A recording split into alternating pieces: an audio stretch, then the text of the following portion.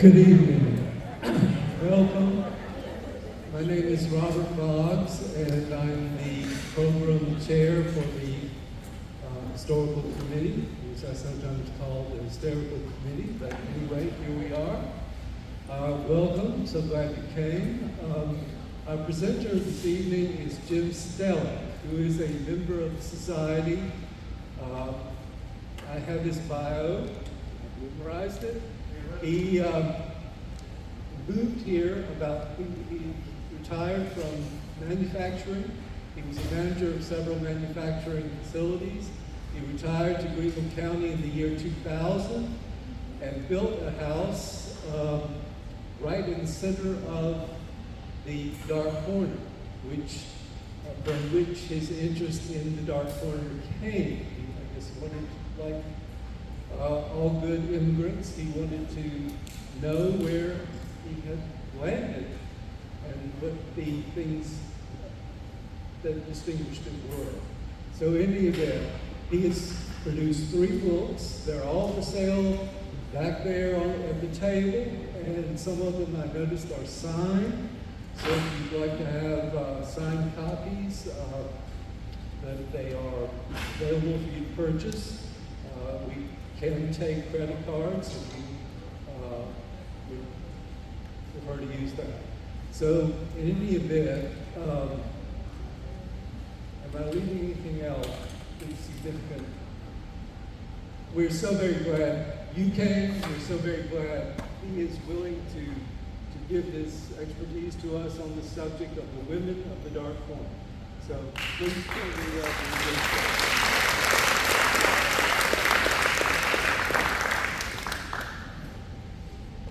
Good evening. If you cannot hear or there's something messed up that way, just wave your arms and we'll make an adjustment, okay? They're waving their arms.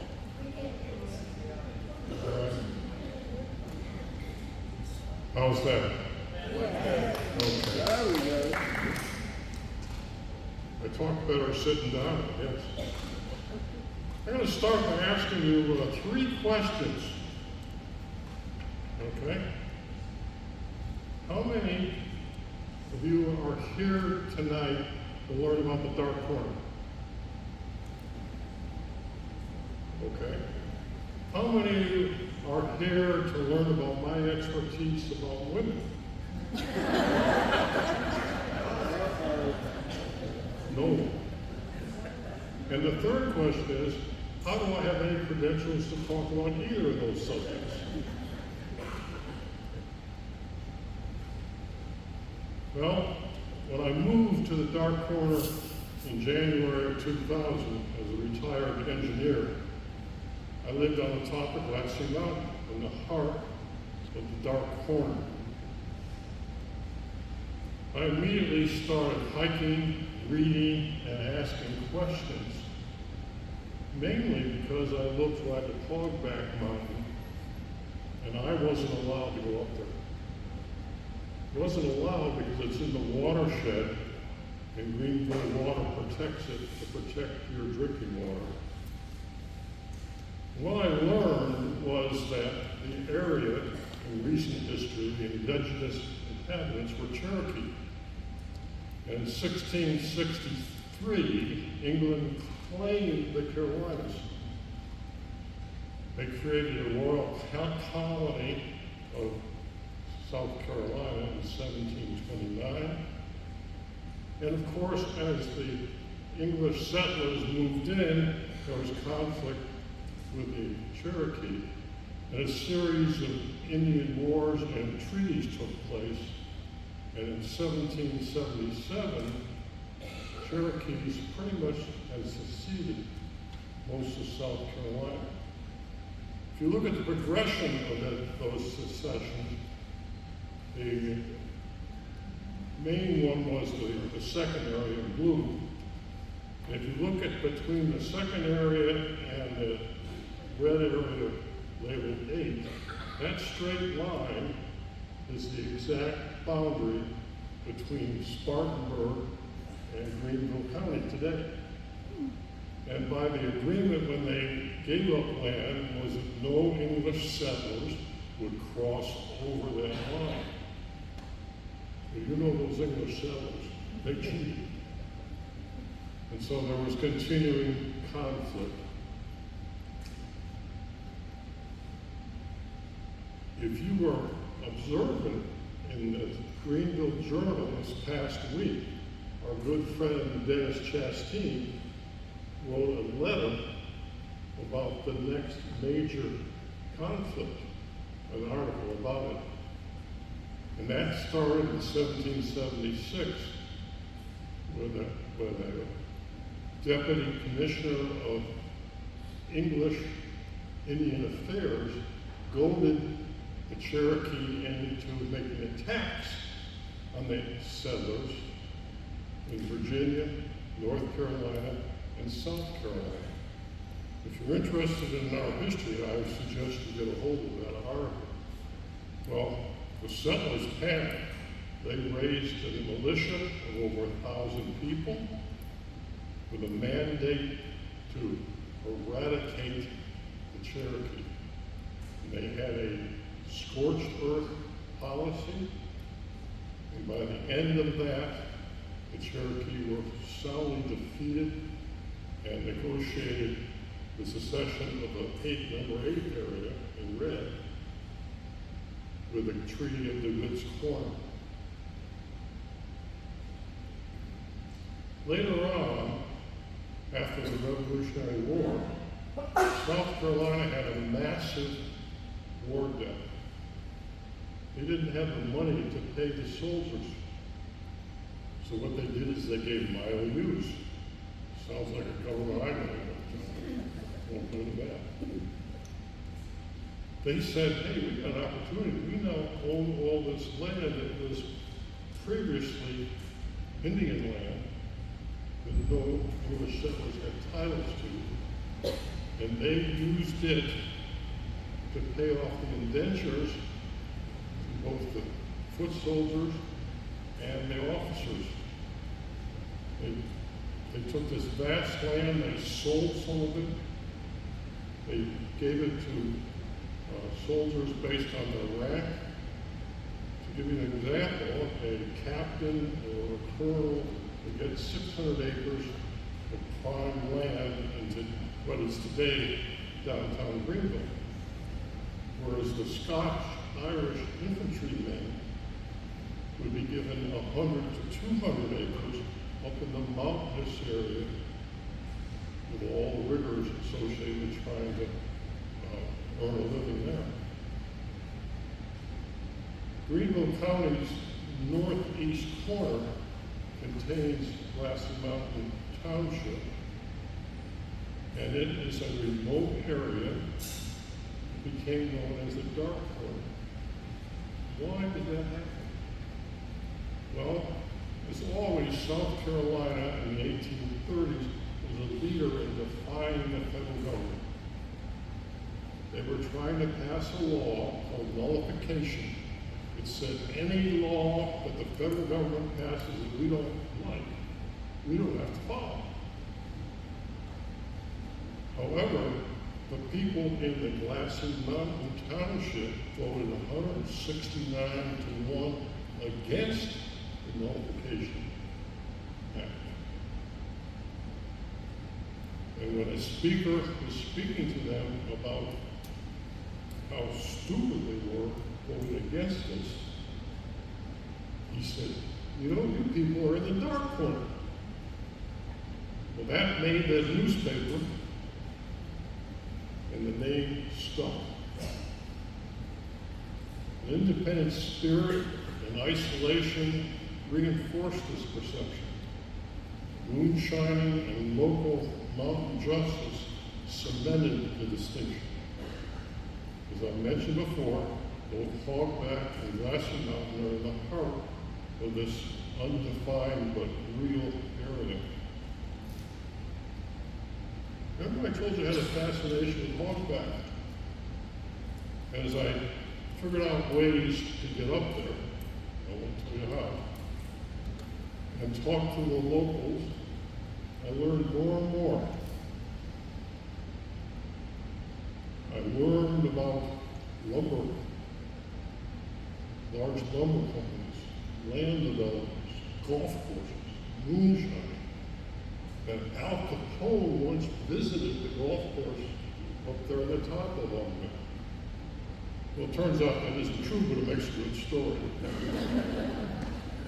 And then the building of the Poinsett Reservoir up there. I gave these lectures, and I said, wait a minute, this history is going to be lost. How do we go about saving it? Well, let's put it in a blog. And then I figured out you have to pay for a blog, you have to keep it up, you have to pay annual dues to the computer company. So I decided to write a book about the things that I discovered and give it to the reference libraries. And that book is called Distilling the Mysteries of Hogback Mountain. Glassy Mountain had already gained some notoriety back in 1938 by 10 silver gelatin glass photographs taken by William Cox, who was a famous photographer in Greenville County. Here he shows a picture of a cabin or house, a home that was built in 1880.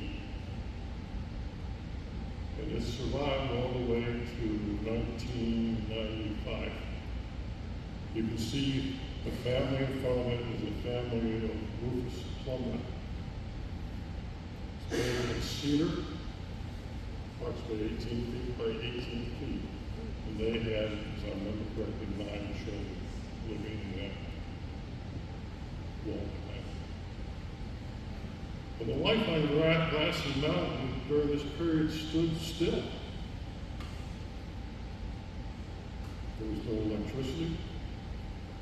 You had corn mills. You had moonshiners. The picture there of those moonshiners, the fellow with the jug, is Dean Campbell's grandfather. I think many of you know the name Dean Campbell. The house shown is another house built in 1901 by the Harrisons. And then up on the side of Hogback Mountain is a wedding house that as people came traveling down the trail, they could stay there in the evening, both their cattle in the sun.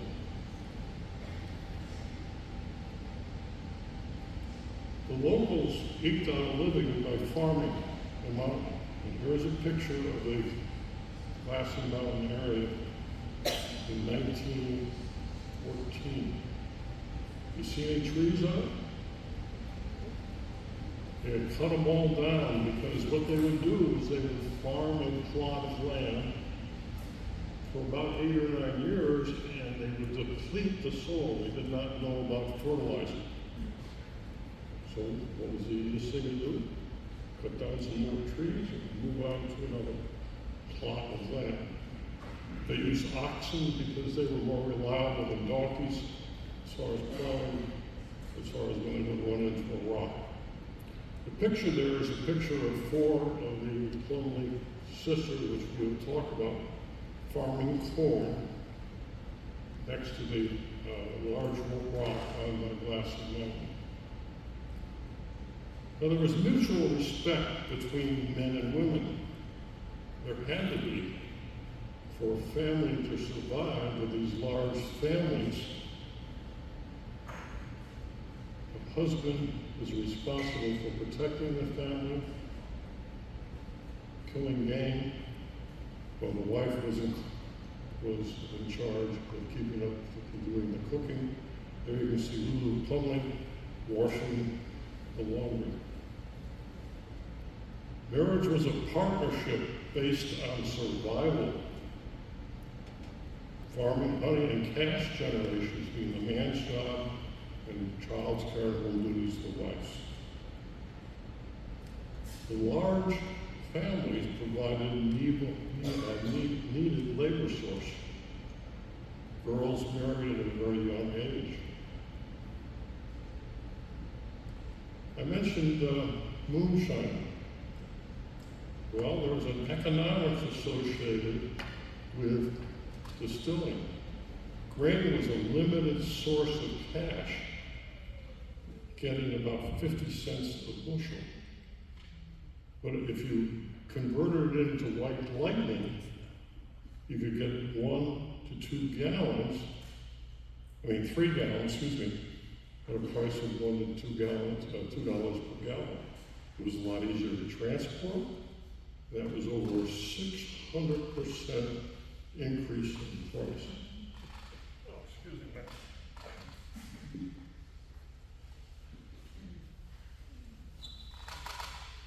This is good stuff. It's been aged. We ran it Saturday.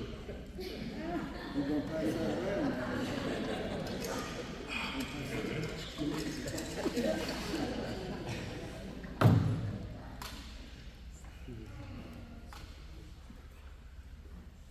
Another impediment was that the legal system favored male ownership. When a wife would die, the husband would remarry to preserve the needed dynamics of the family. But old, complex English property rights would normally ensure the husband would control the property. But due to work-related dangers, violence, and natural longevity of males, which is not as long as women in most cases, many women were left with a large family and no source of heavy farming and cash generation. They basically had 2 choices: remarry or be independent. Barefoot and pregnant did not always apply. My perception of dark corner women needed to change. And so now, let's look at dark corner women. We're going to highlight some very special women in my eyes who did not totally fit the mold that you might have perceived. The first one was Sarepta Merritt Davis. She came from a rich family in Merritt. She married a major, John Davis, who was a veteran of the War of 1812, and she's the granddaughter of the founder of Marrittsville. They married in 1823. He was 41, she was 21, and between them they raised 10 children. He purchased some 900 acres north of the Saluda Gap of the state road, which was the main traffic where the drovers would drive the cattle down in the spring. And they built and operated an inn called Oakland Inn, with the stagecoach stop on the South Carolina, North Carolina border. It was very warm and welcoming. And when John passed in 1859, Sarepta ran the inn with her enslaved staff. However, she freed them after the Emancipation Proclamation in 1863. And they all stayed, and she paid them wages. Former slaves who were coming up from Mississippi and other points south were welcomed, fed, and housed. And slowly but surely, as they accumulated some money working for her, they formed a community by purchasing 180 acres called the Kingdom of Happy Land, which is located, I'm going to get my wrong leg here, right below where Lake Summit is now, between Hendersonville and the state line. This is a community dedicated to equal values, education. There you see a young man who was born into the kingdom in 1873 when he was 1 year old. The house you see there was the main center of the community. They shared in the wealth. They educated their children, they taught skills. Their leaders, Robert, Lula, and Montgomery, were called king and queen, which sounds detrimental, but it was not. It was a name of respect going back to their roots in Africa.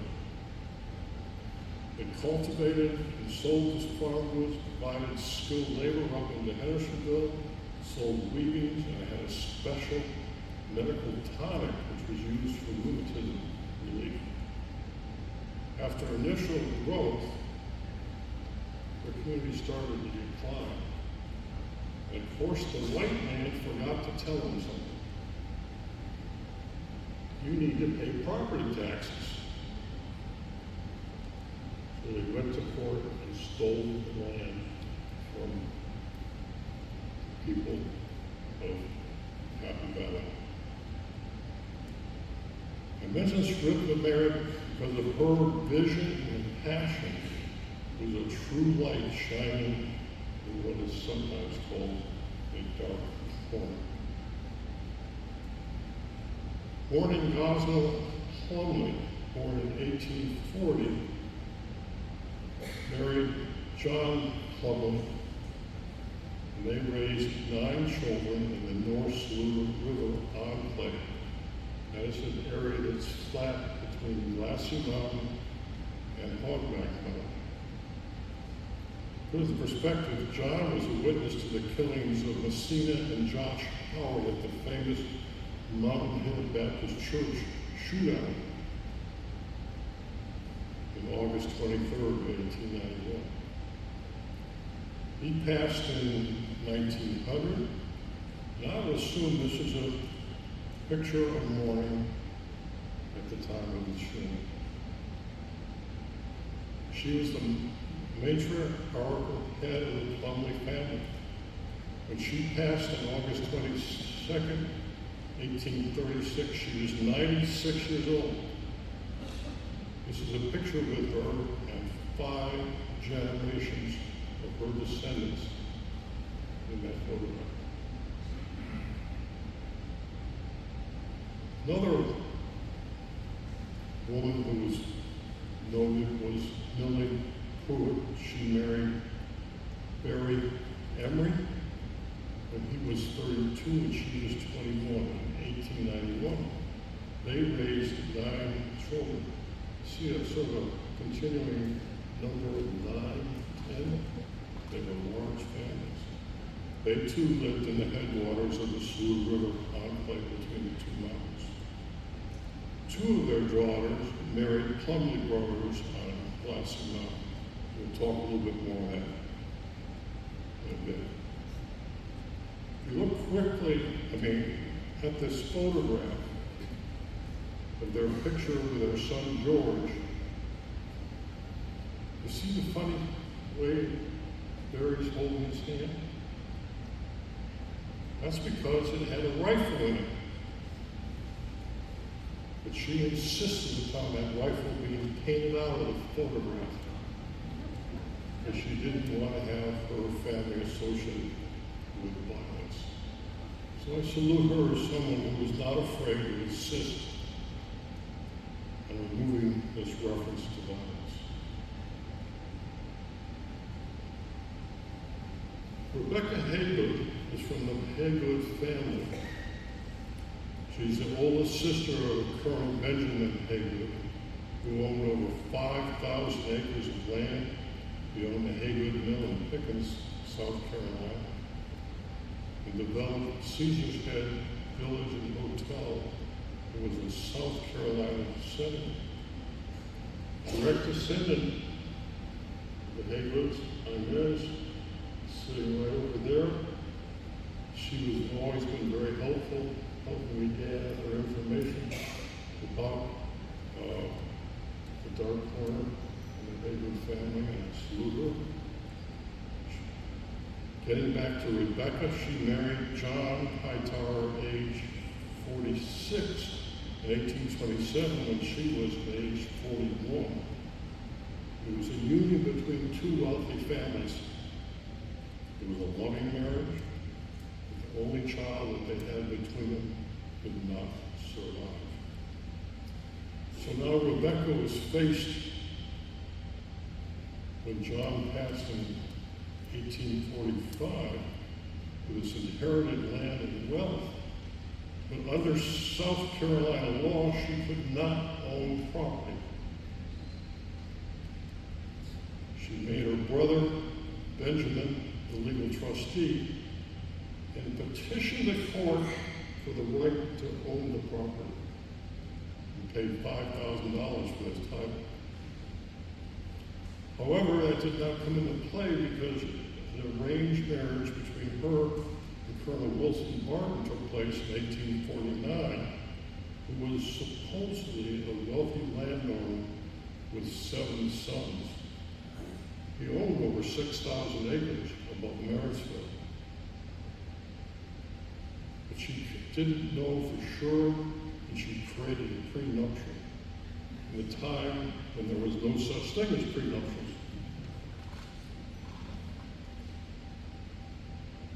She soon found out that he married her for his money, for her money. He was under war. And in 1854, she negotiated a separation. She retained the legal rights, actually executed the title to the land, the courts granted it to her. She had some pretty high-powered relatives who were lawyers, senators, and so forth. And she ran the plantation in summer, Caesarsville. She treated her slaves with dignity. In fact, she wrote into her will that any slave family could not be separately sold. They had to remain as a family unit if they were sold upon her death. In fact, they had the right to refuse their new owner.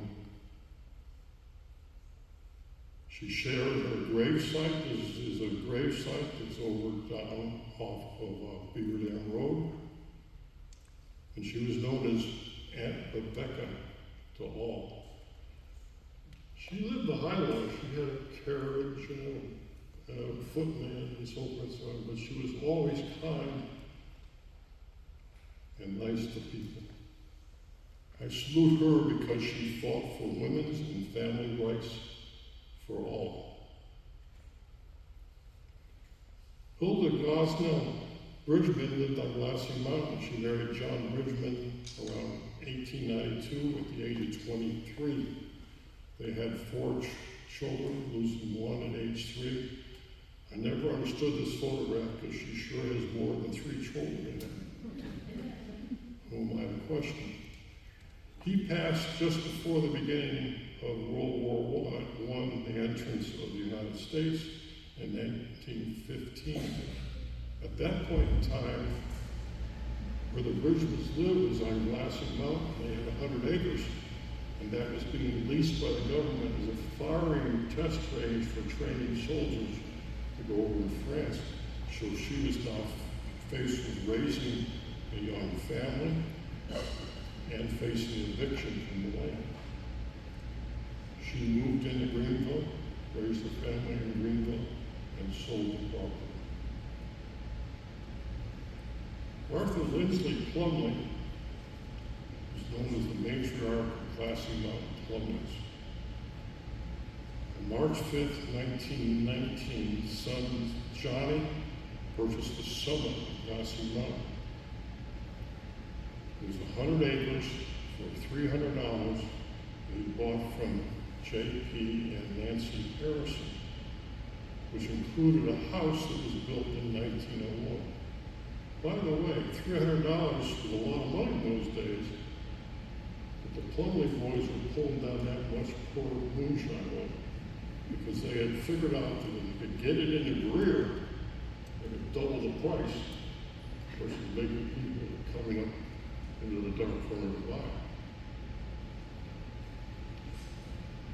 Jack, their father, was very frail at the time, and he titled the property such that when he passed on August 8th, Martha, Lindsay, Plumley inherited the new property. This is a picture of the 1901 house that they first purchased. Later on, they purchased the house that we mentioned earlier, the 1880 house. Both of these were Harrison houses. The Harrisons learned when they were evicted that life was a lot easier downtown, where they had electricity, running water, and other niceties like that. So they had vacated Glassy Mountain. Interesting enough, as the Plumley boys once in a while got caught moonshining, they made sure that he didn't own anything. They deeded the land to the girls.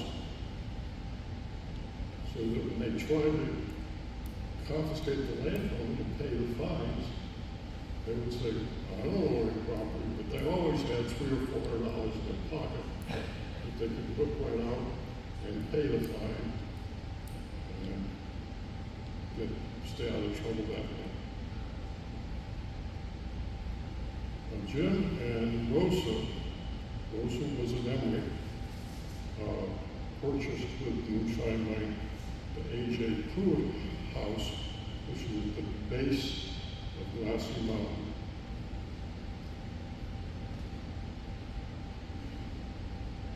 For Martha's children, she raised by herself 10 children to adulthood, 5 famous sons, Billy, Rufus, Johnny, Jim, and Earl, and then the 5 Plumley sisters, which we were talking about. I cannot repeat what her relatives, how they describe her. I just translated it into one tough lady. She refused to die until all her grandsons returned after World War II. She taught her children the importance of land. The 5 sisters, Mary Ann, Manny, Della, Ellen, and Lou Emma, are pictured here. They were famous for being a part of the Dark Corner. As I mentioned, much of it was all the family between the Emorys and the Plumleys. Brothers James and Rufus married the Emory sisters from the North Sea Enclave. Rufus and Lula moved to that southwest property. In 1856, R.B. Rufus purchased an additional 80 acres on the northwest summit of Glassy from stepbrother W.T. Lindsay for $500. Lula immediately said, "Do not take me back at that mountain again." They were both buried in Mount Pleasant Church down by Rock 11. Here is Rufus and Lula's daughters. Johnny, the other Plumley brother who married the Emory girl, had 9 children, all girls. Here's a picture of 7 of them. He was dedicated to making sure his children had the opportunity to get an education. In the 40s, the Mountain Hill Baptist Church was also a school during the week and provided up to an 8th grade.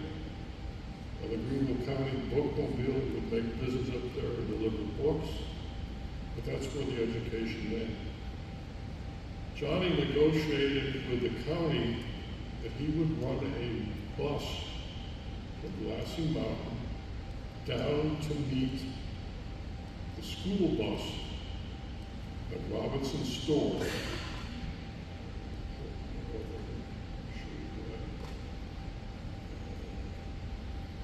Right there. He was located at Glassy Mountain. As part of that contract, he had to drive 6 miles up to Hardback Mountain, pick up a Caps child, then come back down, pick up the girls, and some other children, and take them down to the bus. The bus would then run either to Tylerville or Blue Ridge School. So up all the miles. Well, when the girls, Janie and Inez, were old enough to drive, he let them drive the bus. It was really a Jeepster, it was called. And there you can see Inez behind the wheel, Janie behind the wheel. She never had an accident.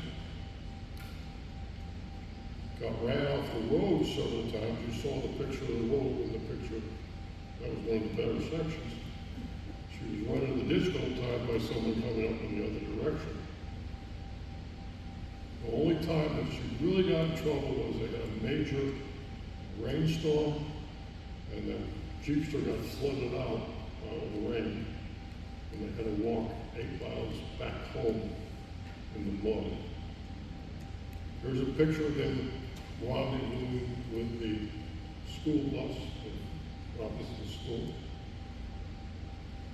If you look at the Mountain Hill Baptist Church in 1950, you can see its predominance very heavily of women, which I think is a pretty normal thing. I've had the pleasure of meeting Janie and Inez over a beer, believe it or not. They didn't like stories about moonshine, but they weren't afraid to have a good cold one. Now, we're going to talk about the Hill family. How many Hills do we have over here? 1, 2, 3, 4, 5? Okay. I didn't know which one of your relatives I had pictures of, but we're going to find out, okay? Frank and Ethel Hill operated had water rights to a river that powered the mill above Marysville. Frank they raised 10 children. Frank lost his leg, I assume, in a logging accident. The boys ran the sawmill off of the mill, the power of the mill. The girls ran the grist mill. They would grind corn for 10 cents a pound. They also would cultivate fermented corn starter to sell to moonshiners. Now, it took a family. It was the preteen Linda's job to remove the bagged cobs from the shutter to sell for fertilizer.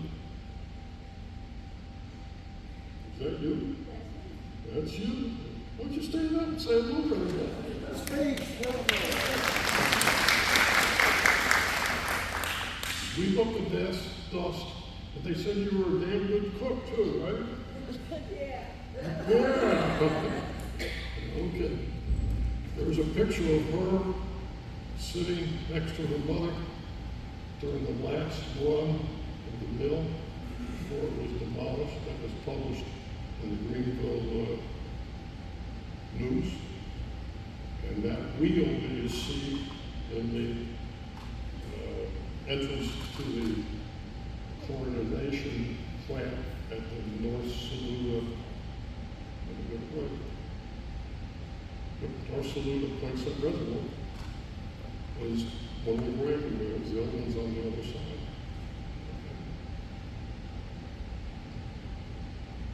All this was highlighted because on April 20th, 1955, the Greenville City Council approved the North Saluda Reservoir. Over 1,000 tracts of land were inundated, purchased, most of them. There was only a couple that went to court, one with the Hills. Because the Hills owned the rights to the water coming down off the hill. And all they were paying for was the mill. They took them to court and won $16,500. Frank never got over losing that mill, as I understand. This information was, most of it was documented by Mary Owens, who was a direct descendant of Benjamin Merritt. And I used some of her materials in my research. And during COVID, I posted it on a separate board. And I called up Mary and I said, Mary, I didn't know what I was called up. She was down in Florida. I said, how about us taking your notebook and writing a book? She says, how much is that going to cost? I said, well, it won't cost anything. I'll foot the bill and then I'll keep any expenses, and after that we'll get the money to charity. She was an ex-librarian who hated computers. Actually quit working because computers came in and they never used them. She had basically almost typed up these notes. And I took her, she sent me a pristine copy of it, some of her files. And she said, by the way, I also have another cousin, Charlie Wilson, who was also a direct descendant of Benjamin Merritt. It turns out Charlie, by the way, his name's Charlie too, is a great researcher. So between the three of us, we put together this book called Marrittsville, a Village Beneath, which goes through the story of that area, of the Dark Horn, and then the inundation of the area of Marrittsville. Okay, returning to Glassy Mountain. It took until 1978 for Glassy Mountain to receive electric power. 1978, most of us were around, weren't we? And had electric power, TVs, and washing machines. Not up there. Finally, the Rural Electrification Act allowed Blue Ridge Electric to run the wires up the mountain. And there they were, dangling on a pole. The homeowner had to provide a meter and wiring in the house. Well, at that point in time, there was only 3 customers. Lou Emma Plumley, one of the 5 sisters, John Ansel, and the Mountain Hill Church. Lou Emma was called Dodie, and she looked up at that wire dangling and said to her sister, you know, we're going to be too old to enjoy this if we ever figure out how to get it in the house. It's going to cost some $2,000 to wire the house. Well, a U.S. revenue agent, Jim Tankersley, offered to wire the house for him. He was the revenuer who chased the relatives around. He wired the house, and then Terry Ballinger of Blue Ridge Cooperative came and installed the meter. And there's a picture of him installing the meter on the side of the house. Tankersley delivered an electric stove, so they had electrification. If you look at Plumley Summit in 1984, and the reason we have this detailed map is the Plumleys spent ungodly amount of money arguing about who owned the land.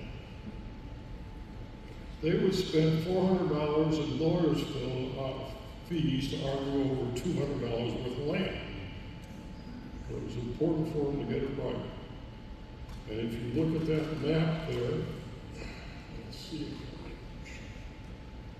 That was a Rufus's house, Rufus's barn. This was Melinda's house. That is the Mountain Hill Baptist Church. That's where John lived.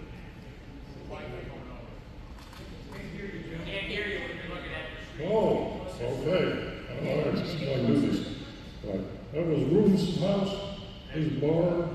That was Melinda's house, Baptist, Mountain Hill Baptist Church. And here And that was Johnny's house. Okay? This is State Road 19 and 23. What is it? Through the area. Look, sorry. That way. Forward, triangle.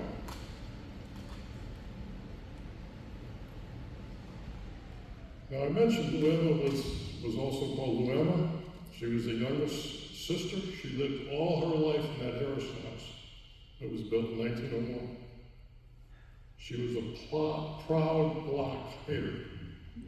And when she was busted and called into court, the judge said, well, that wasn't your still. That was the boy's, right? He didn't want to see her going to jail.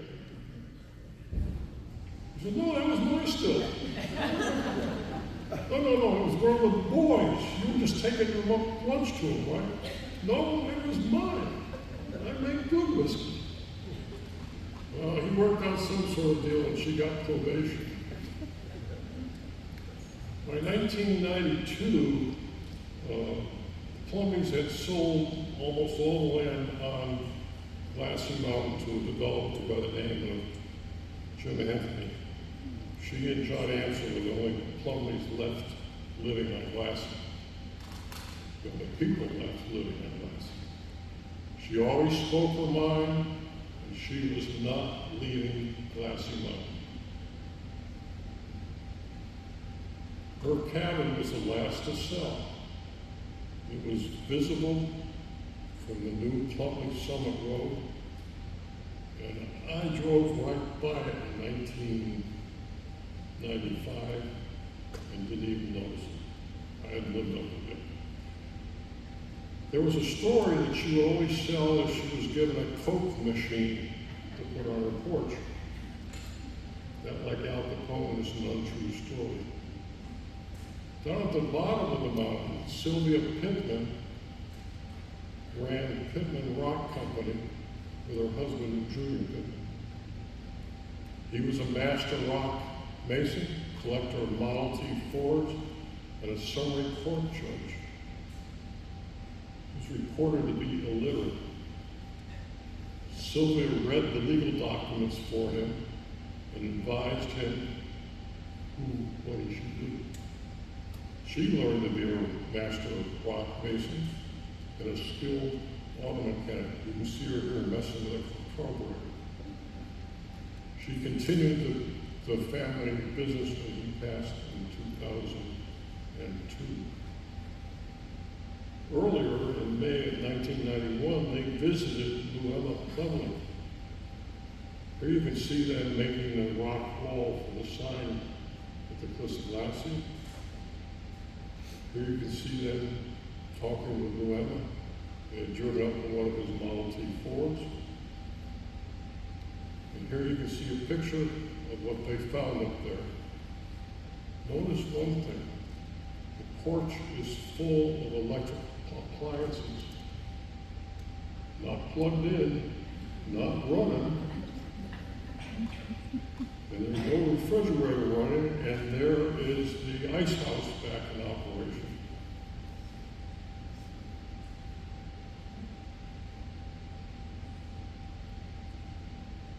There was the smoke coming from the wood stove.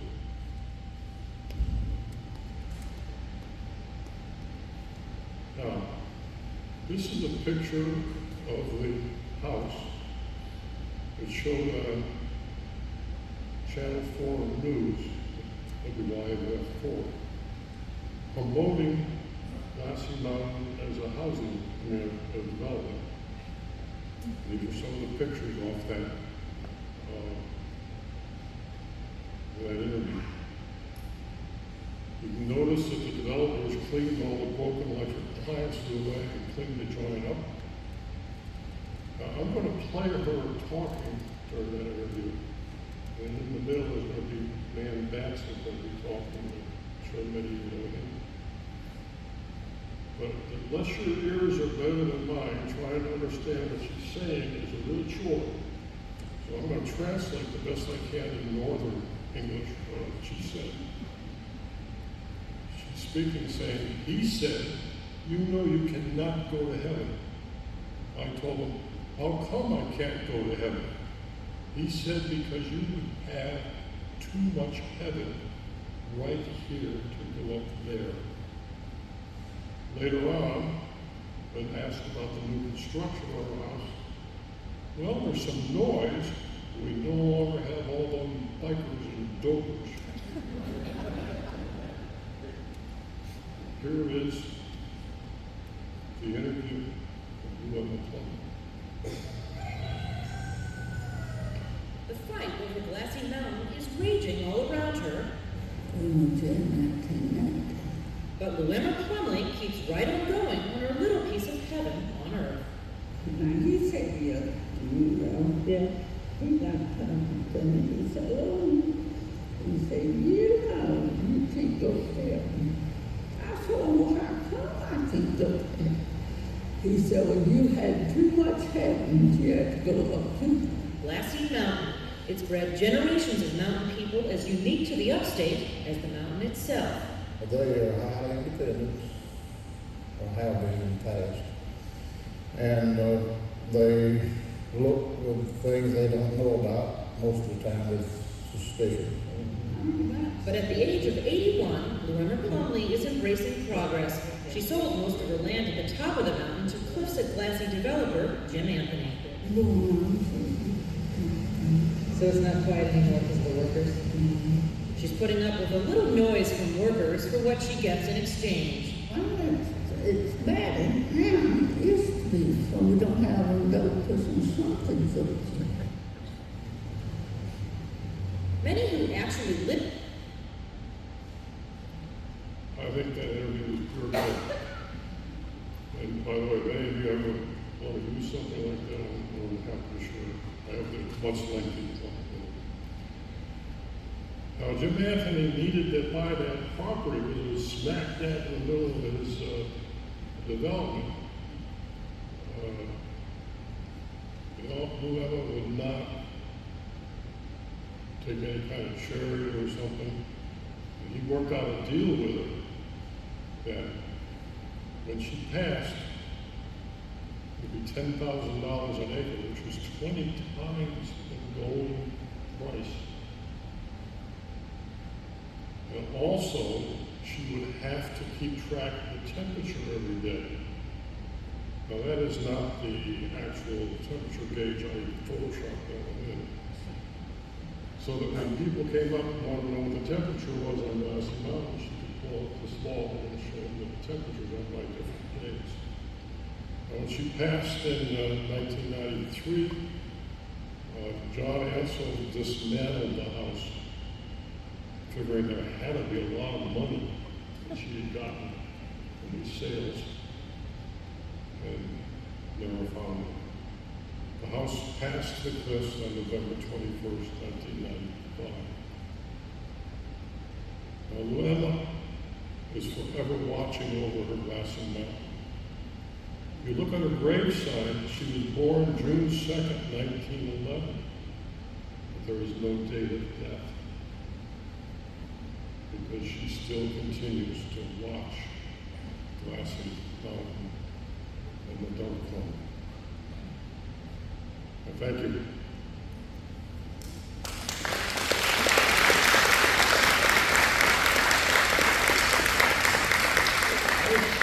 I just wanted to show you the amount of research that's going into this and several other projects.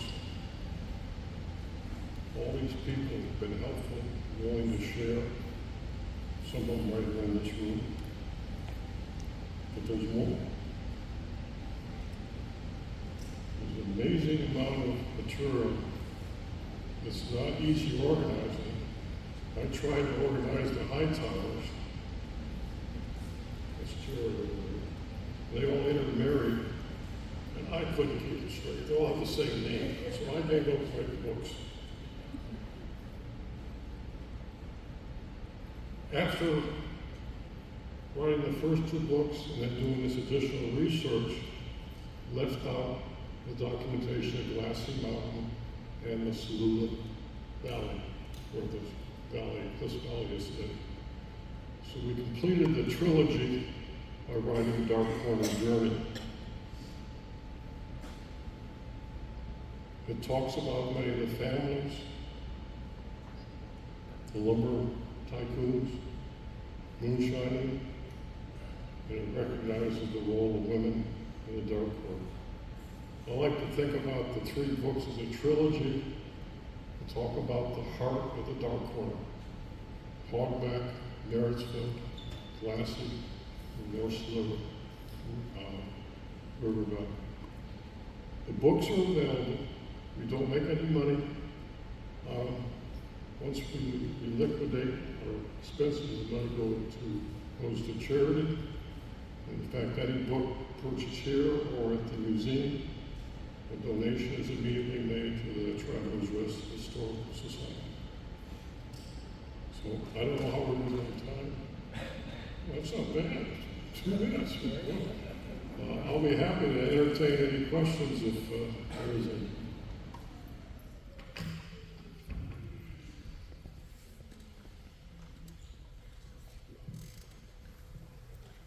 I have a question. What year did you say Luema died? Excuse me? When did Luema die? 1993. 93. 82 years old. I've got some things I'd like to talk to you about later if I can. I'll probably mess something up, so we're happy to get more.